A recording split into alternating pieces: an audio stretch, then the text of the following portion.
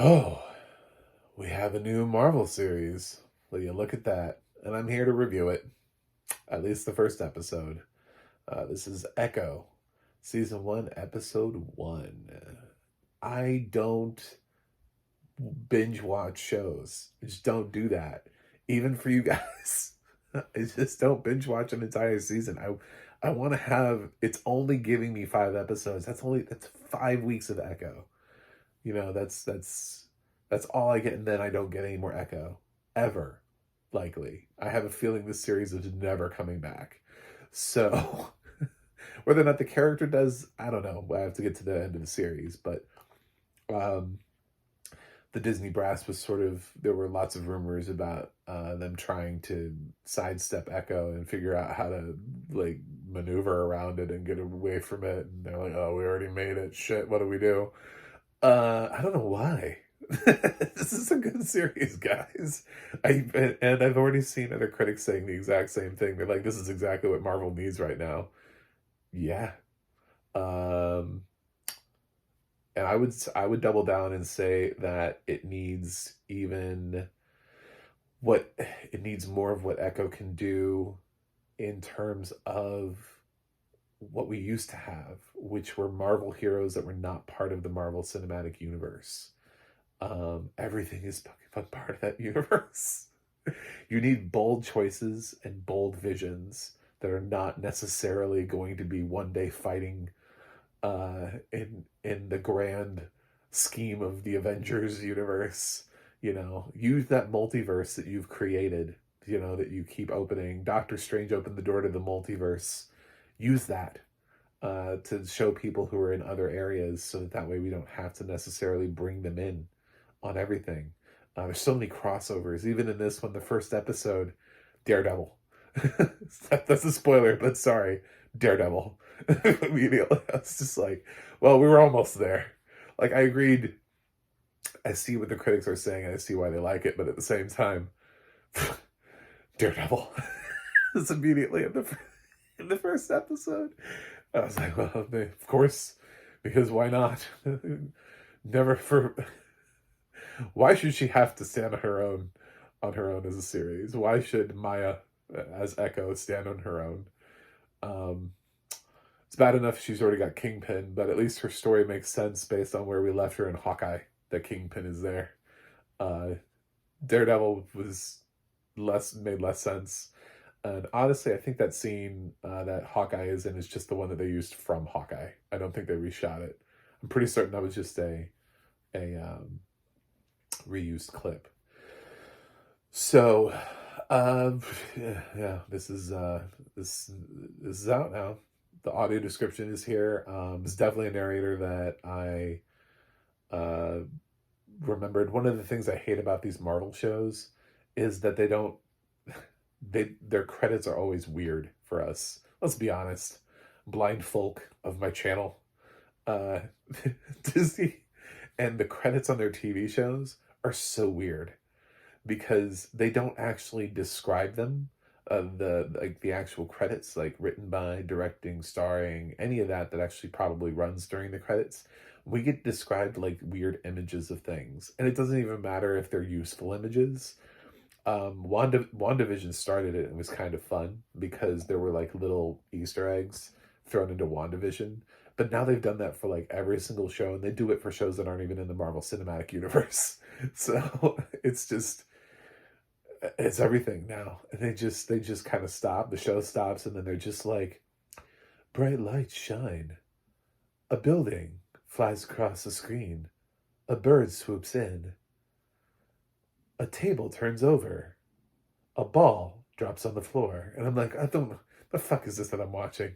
Like, this is like, just like, I feel like I'm watching like existentialist film or something at the end. It's like, I just watched something great, and now I have to sit through this. And I have to sit through this if I want to find out who the narrator is. And you look at the runtime and you're like, God damn, this is like 5 minutes. So 5 minutes of this? I'm not doing this. So I recognize that narrator's voice. I'm sorry. I'm not doing it. I'm not sitting through you listing random things happening on screen.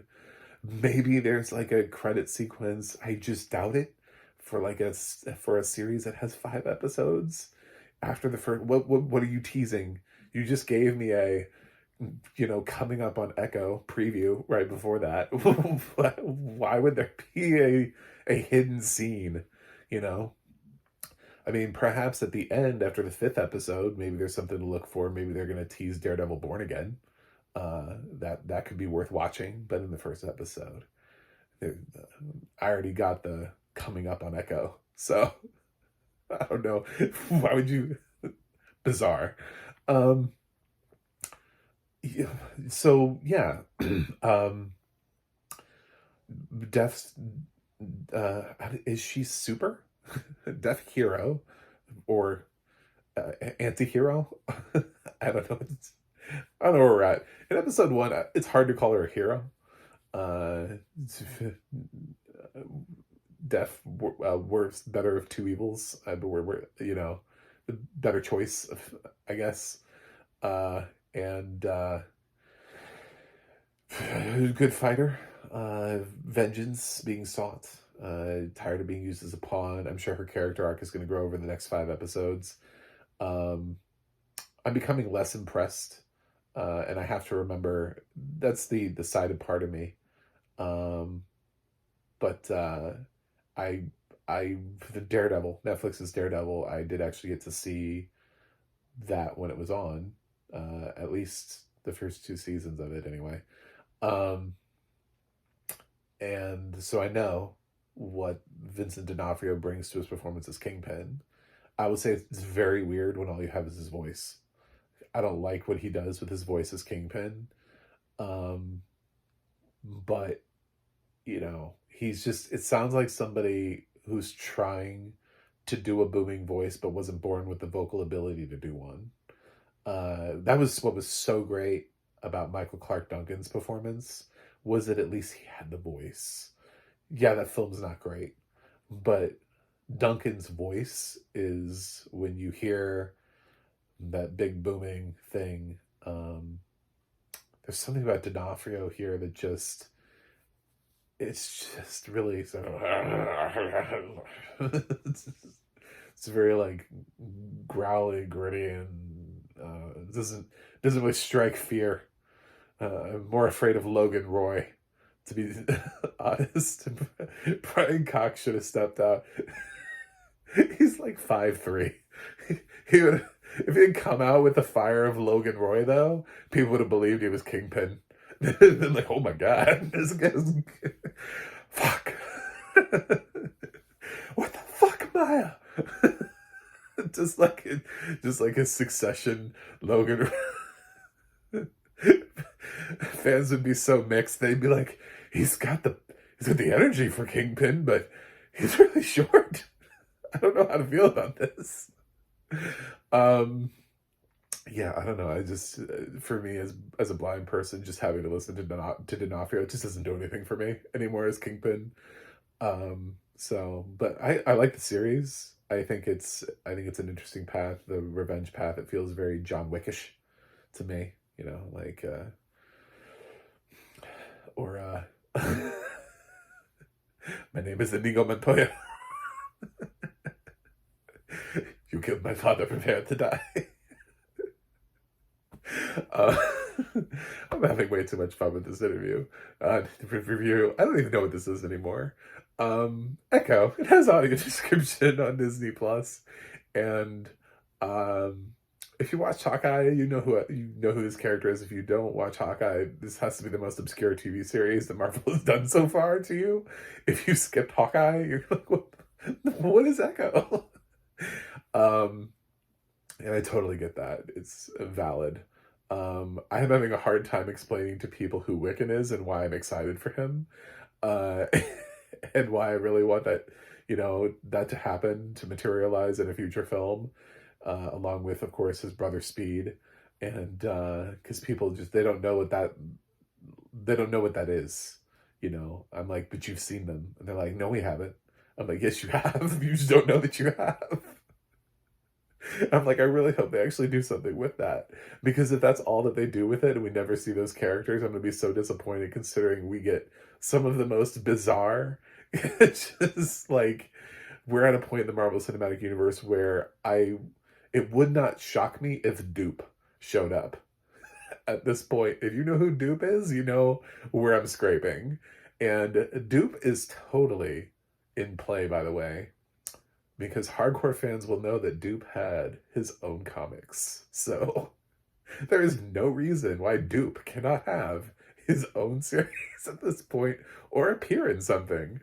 Um, but yes, anyway, I'm way off track. Maya and her revenge plot. Is it really that hardcore? I would let my kids watch this. I'm just gonna be honest. There's really nothing in the first episode. I don't know, maybe it gets harder, more hardcore in the next episode. But there's really nothing in here that they don't see in PG-13 movies. Um, at least if there was, the audio description then is awful. Because I wasn't described anything where I was like, that's R. There was nothing in this that I was like, oh, that's R, you know? Um, because if people get shot, it didn't describe like blood spray or brains being, and there are ways that you do things in PG-13 movies where you can shoot someone in the head, for example, but you just don't, like, the back of their head doesn't like fly open. They do that in R-rated movies. PG-13 movies, people get shot in the head and just, I'm okay. Which is exactly what happens in here, by the way. So this is PG-13, at least the first episode. If you're trying to gauge, should my kids watch this? Daredevil went darker than this. Um, all of Netflix's shows, I think, went darker than this, to be totally honest. So if they've watched any of them, I would yeah, go for it. Uh, Let them. But then again, I don't know. Maybe in episode 3, there's some really gnarly stuff. Maybe it earns its TVMA rating in a later episode, but it didn't earn it in the first episode. This is TV-14, guys. I'm sorry. Hashtag sorry, not sorry. Again, if that's not true, audio description sucks. Because there was nothing in the audio description that led me to believe that any of this violence was over the top. Nobody got decapitated. Nobody's face was like sliding off. There wasn't like, their brains are splattered on the wall behind them. There's nothing that usually accompanies R-rated violence along with this. So, yeah. I like the show. I don't know that it's my favorite, but it's tough. If you're wondering sort of where my head lands with Marvel Disney Plus shows, I still think like the top echelon probably is WandaVision and Loki are the top, followed closely behind by, I really like what If is able to do. I like the format of it. It's a show that I hope continues to run because of it delivers some amazing episodes. It delivers some crazy ideas. I just love the concept of it. So I would put What If in the top 5. I actually was a pretty big fan of Hawkeye, and I really want to see more of Kate Bishop. I think Haley Steinfeld was the right choice for that role. I don't know that I need to see more of Jeremy Renner, but if there was a Kate Bishop thing, I would totally watch that. So I'd put that in the top 4 because I think that was really successful. I'd put that in at 4th, and then maybe at 5th. And this is only because I love the character that much. I need more Moon Knight in my life. I'm sorry, I just do. That can't be it for Moon Knight. You didn't go and get Oscar Isaac for that. Like, that's it? That's all we're gonna get ever? He's never gonna appear again in any Marvel thing ever? Come on. You can do better than that. So that's sort of that's where I land in the grand scheme. But, so this is this is around the same of how I felt about like Falcon and the Winter Soldier, stuff like that. So I think it's fine. I think it's good. I like the representation. It's just not my favorite show right now. So, I see what people like in it, and maybe it'll get better and better. I just didn't like the fact that they didn't let Maya stand on her own in her first episode right out of the gate. You know, if you're going to talk about this being a triumph for Marvel, then let her stand on her own right out of the gate, and don't bring in a bigger hero to anchor the series. Uh, that feels like a later in the thing. Even She-Hulk didn't do that. You know, we got to establish before Daredevil came in. Daredevil's just popping up all over the place. I think Charlie thought his career was over, and now he's everywhere. He's like, "Whoa, you need me in what now?" Yeah, I'll do that. So, so the audio description. My only problem with the audio description is, and I think this is just how I think. Just a little note, because of how Maya exists in the world, and the way that our audio description works, I think it would be a good note to make that we know that when we hear the narration, that the narration is interpreting sign language, or that the narration is dubbing her speech. You know what I'm saying? Like, are we hearing her, or are we hearing her sign language? Because I'm pretty certain it's all sign language from her, and that's what the audio description is. I just think it would be good to point it out. And if you think that's dumb, in the same day I watched an episode of Billions, which always starts off with like a recap, and at the top, and there's a voice that's already assigned to say that previously on Billions, and believe it or not, they actually slid in the word narrator before that. The audio description put narrator before that, just to not confuse you that the show had a built-in narrator for the previously on, you know. What may be obvious to one person may not be obvious to somebody else, and there are people who may watch Echo because they're interested in the fact that she matches a certain type of representation, and they're looking into that. You know what I'm saying? I mean, she checks off a lot of boxes as it's. I'm sure there are people who are just like, "This is woke." Whatever. You know, there was a comic book that was written a long time ago before anybody started saying woke. She's existed. It is what it is. You know, just go about your day. Some things are just not for you. It's okay. But it'd just be a good idea, I think, even if it's obvious, just to make a mention at the top of the series at some point, that what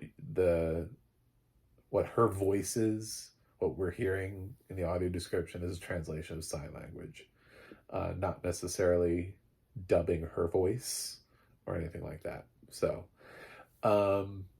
yeah, just a thought, just a little thought. I do have thoughts from time to time, but other than that, I'm going to give Echo a B+. I think it was a solid start for a show, but Marvel has set the bar really high for themselves before, and it may grow to that. It may. But it was a strong start, and I'm interested to see where we go in the next 4 episodes. So, how many more Marvel superheroes are going to pop up? Star-Lord, what are you doing here? Well, remember, at the end of Guardians, I did go back to Earth, so I'm eligible to be here right now with Echo. Does this make sense? Crossovers. Anyway, thanks for watching. Thanks for subscribing. I know this made no sense, but that's how I felt today. So, click like and subscribe so you can hear me talk more from my blind perspective, and more about audio description, really. That's what I'm here for. Let's talk about audio description. And you can follow me on X, Threads, or Instagram at Mac the Movie Guy. I have a website, macthemovieguy.com. You can go to the audio description project, adp.acb.org. It'll let you know what has audio description and where you can watch it. And you can go to theadna.org. That's theadna.org. It'll let you know who's narrating your favorite films and television series. That's it for me today. I will see you guys on the other side. I'm not going to recap the show every week. I'm going to assume everybody binge watched this, by the way. So, this is a one and done.